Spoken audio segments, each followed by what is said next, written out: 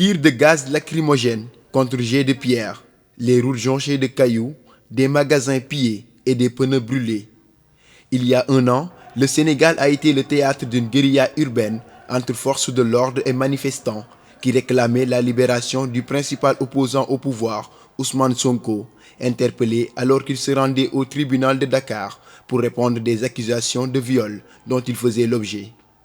Son arrestation avait déclenché une série de violentes manifestations exacerbées par un contexte social difficile.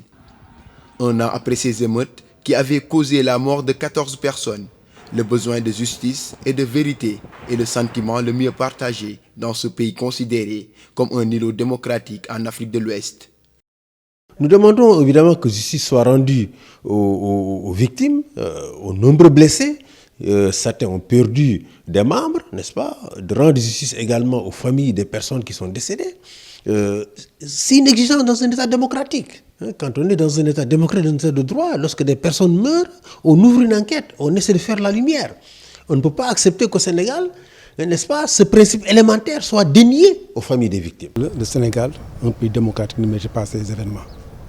Ça, vraiment, c'est des événements regrettables pour tout un pays, surtout un pays démocratique. Où dans une démocratie, tout se règle par le dialogue et par la loi et la justice. Vraiment, on pouvait s'en passer. Et jusqu'à maintenant, on n'a pas eu un suivi pour pouvoir savoir exactement où se situe la vérité. Parce que c'est un événement qui a eu une grande envergure par rapport à des pertes qui sont humaines. Le temps passe, mais les blessures de cette famille demeurent intactes. Celle-ci a perdu l'un de ses fils qui s'appelait Cheikh Wade, mort abattu lors des manifestations. Sa famille ne désire qu'une chose, que justice soit rendue. Les preuves sont là, il y a les vidéos qui nous montrent ce lâche policier qui s'est cassé derrière cette voiture pour tirer. Il y a aussi l'autopsie qu'on nous a donnée, qui est décédé à un traumatisme crânien avec projectile d'arme à feu. C'est l'arme du policier qui l'a tué. Le gouvernement sénégalais avait annoncé en avril 2021 la mise en place d'une commission d'enquête indépendante et impartiale afin de situer les responsabilités.